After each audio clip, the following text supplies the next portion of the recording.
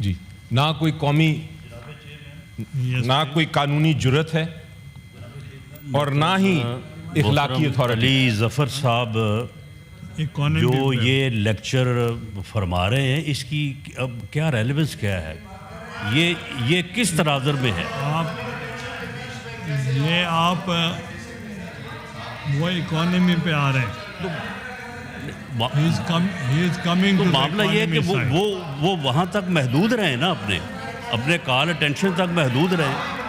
वो तो कोई लंबा लेक्चर उन्होंने जो है वो 1947 से शुरू कर लिया है। ठीक है, सेनेटर साहब आप इकोनॉमी की तरफ आए। मैं राना साहब का बड़ा एहतराम करता हूं, लेकिन शायद उनको कायदे आज़म मोहम्मद अली जिन्ना की बात बुरी लग गई जो मैंने अभी कही थी। मैं तो ये एक ऐसा हिस्टोरिकल बात कर रहा था अपने कॉलिंग अटेंशन पे। बहरहाल कुछ कुव्वते बर्दाश्त नहीं होती जनाब चेयरमैन उस हुकूमत में जिसके पीछे अवाम की हमायत ना हो, और उसका आज सबूत मेरे ऑनरेबल दोस्त ने दिया है। क्योंकि ना तो इस हुकूमत के पास पॉलिसी है ना हुक्मरानी। हम जो दिमागों की बात करते हैं, जो पाकिस्तान के ज़हीन दिमाग, उनकी हम हिजरत देख रहे हैं। ये एक्चुअली हिजरत नहीं सिर्फ जनाब चेयरमैन, ये हमारी कौमी रूह का खून बहाया जा रहा है। हमारी कौमी रूह का खून बहाया जा रहा है जनाब, क्योंकि बेहतरीन जहन जो हमारे पाकिस्तान के हैं, ये सिर्फ इस निज़ाम से नहीं भाग रहे।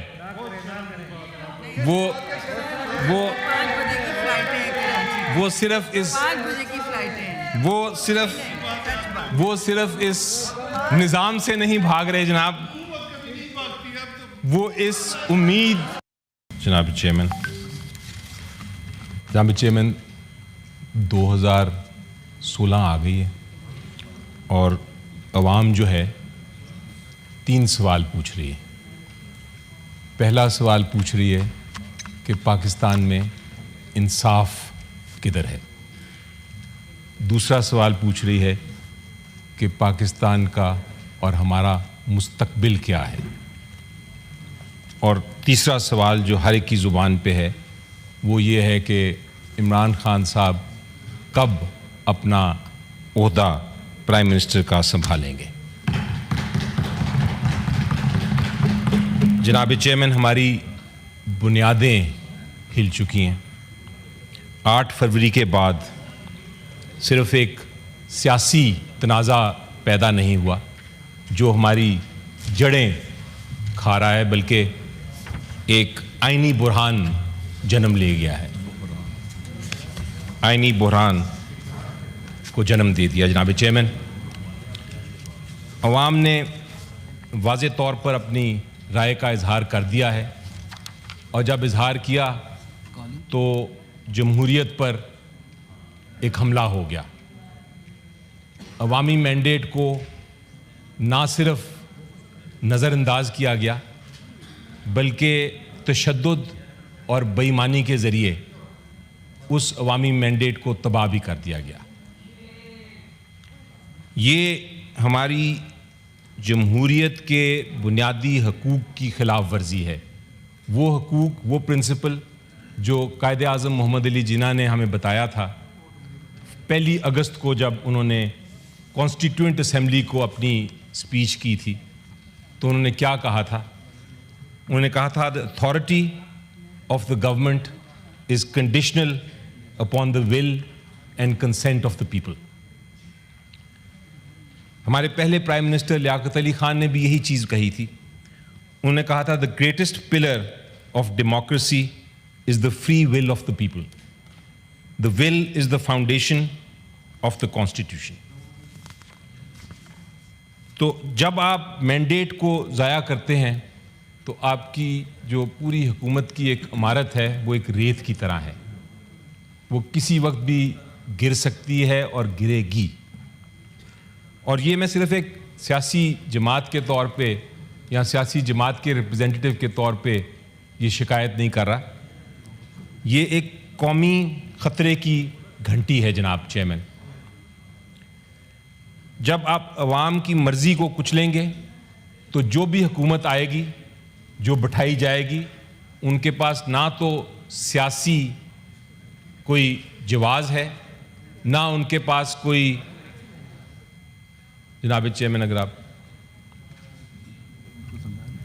जी, ना कोई कौमी, ना कोई कानूनी जुर्रत है और ना ही इखलाकी अथॉरिटी। अली ज़फ़र साहब जो ये लेक्चर फरमा रहे हैं, इसकी अब क्या रेलेवेंस क्या है? ये किस तराजर में है? आप वो इकोनॉमी पे आ रहे हैं। तो मामला ये है कि वो वहाँ तक महदूद रहे ना, अपने कॉल अटेंशन तक महदूद रहे। वो तो कोई लंबा लेक्चर उन्होंने जो है वो 1947 से शुरू कर लिया है। ठीक है, सेनेटर साहब आप इकोनॉमी की तरफ आए। मैं राना साहब का बड़ा एहतराम करता हूं, लेकिन शायद उनको कायदे आज़म मोहम्मद अली जिन्ना की बात बुरी लग गई जो मैंने अभी कही थी। मैं तो ये एक ऐसा हिस्टोरिकल बात कर रहा था अपने कॉलिंग अटेंशन पे। बहरहाल कुछ कुव्वत बर्दाश्त नहीं होती जनाब चेयरमैन उस हुकूमत में जिसके पीछे अवाम की हमायत ना हो, और उसका आज सबूत मेरे ऑनरेबल दोस्त ने दिया है। अब मैं जब बात करता हूं कि ये पॉलिसी और गवर्नेंस की, तो एक बड़ी दर्दनाक मसले की तरफ, एक बड़े सीरियस बहरान की तरफ मेरी नज़र जाती है जनाब, और वो है आम शहरी की मुआशी कत्ल। उसकी तरफ मेरी नज़र जाती है। आप नंबरों की तरफ ज़रा नज़र दौड़ाएं। इन्फ्लेशन जिसको महंगाई कहते हैं, वो महज एक स्टेटिस्टिक नहीं, एक अदद नहीं। इन्फ्लेशन, महंगाई हर घर, हर ख़ानदान पाकिस्तान के सर पे एक तलवार लटक रही है। आप बात करते हैं जनाब डेट की, कर्ज की। ये कर्ज का जो पहाड़ है, ये सिर्फ बढ़ नहीं रहा, ये हमारी आने वाली नस्लों को गुलामी की जंजीर पहना रहा है। ये गैर मुंतखब हुकूमत जो है जनाब, इनके पास सिर्फ कर्ज लेके ही गुजारा करना है। अगर आप फिगर्स देखें तो इस वक्त आपके पास 80 ट्रिलियन रुपीस का डेट है। 13% जो है वो इस साल और बढ़ गया है, और एस्टिमेट ये है कि 15% ये मजीद बढ़ता जाएगा। जनाब, ये तरक्की तकसीम नहीं करने आए, ये बदकिस्मती से मुसीबत तकसीम कर रहे हैं हमें। इसलिए मैं मजबूर हो जाता हूं इनसे पूछना कि इनका मंसूबा क्या है। क्या ये मज़ीद टैक्स उन्हीं से वसूल करना चाह रहे हैं जो पहले से टैक्स दे रहे हैं और टैक्स के दबाव में दबे जा रहे हैं? अगर आप टैक्स के रिजल्ट्स को देखें तो आप देखेंगे सिर्फ 1% से भी कम लोग टैक्स दे रहे हैं जनाब पाकिस्तान में, और उन्हीं के ऊपर सुपर टैक्स और सुपर टैक्स पे सुपर टैक्स बना के ये अपनी हुकूमत चला रहे हैं। एक्सपेंडिचर्स बढ़ते जा रहे हैं। उसी तरह हर मिनिस्टर के सामने 10-10 कारें जाती हैं, हर मिनिस्टर के पीछे 10-10 कारें आती हैं। बरामदात की बात करें तो मैं पूछना चाहूँगा कि बरामदात के बारे में क्या विजन है, क्योंकि जो मेरे पास और जो वर्ल्ड एक्सपर्ट्स ने स्टेटिस्टिक्स दिए हैं, हमारी एक्सपोर्ट्स जो हैं वो पिछले 2 साल से कम ही हो रही हैं, बढ़ नहीं रही। नौजवान जो हमारे 50% से ज़्यादा लोग हैं, उनके लिए एम्प्लॉयमेंट का क्या बंदोबस्त किया है? छोटे और दरमियाने तबके के कारोबार जो हमारी रीढ़ की हड्डी समझा जाता है, उनकी हमायत का क्या प्लान है जनाब चेयरमैन? ये सवालात हैं जो मैं पूछने पे मजबूर हो गया हूं, क्योंकि ना तो इस हुकूमत के पास पॉलिसी है ना हुक्मरानी। हम जो दिमागों की बात करते हैं, जो पाकिस्तान के ज़हीन दिमाग, उनकी हम हिजरत देख रहे हैं।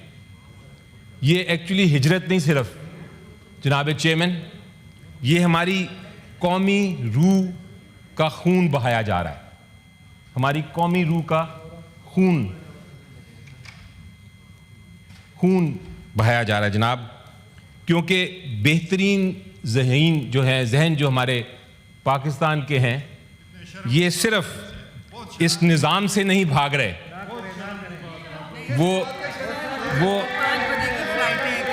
वो सिर्फ इस निज़ाम से नहीं भाग रहे जनाब, वो इस ना उम्मीदी से जनाब। इंडस्ट्रीज जो हैं वो यहां से जा रही हैं। मैं पूछना चाहता हूं क्यों? उनको रोकने का क्या इंतजाम किया है? प्रोडक्शन जो है वो क्यों कम हो रही है? किधर है पॉलिसी इस प्रोडक्शन करने की? शुरू में कहा जाता था कि जनाब इकॉनमी खराब है, हम ठीक करने आए हैं क्योंकि पीटीआई की हुकूमत ने बड़ी खराब कर दी थी। वो सारा बहाना था और वो बहाना अब इनके पास नहीं, क्योंकि पिछले 3 साल से तो इनकी हुकूमत है। 3 साल से क्यों नीचे जा रही है इकॉनमी हमारी? कहां है पॉलिसी, कहां है एक्सपीरियंस, कहां है इनका विजन? एक प्रेसिडेंट थे जनाब चेयरमैन साहब, यूएस के रूजवेल्ट, उन्होंने डेफिनेशन दी थी जो अभी हम सब समझते हैं कि असल तरक्की की डेफिनेशन वो है। उन्होंने कहा था कि हमारी तरक्की का इम्तिहान ये नहीं कि हम जिनके पास पैसा है पहले से उसके पैसे में इजाफा करें। असल तरक्की ये है कि जिन लोगों के पास कम पैसा है या पैसा नहीं है, हम उनको कम से कम ज़िंदगी गुजारने के लिए पैसा दे सकें। ये है असल तरक्की। लेकिन इनको उस तरक्की का नामो निशान नहीं पता। वो बल्कि इजाफा उनके प्रॉब्लम्स में कर रहे हैं जो इनके पास पहले से ही पैसा कम है।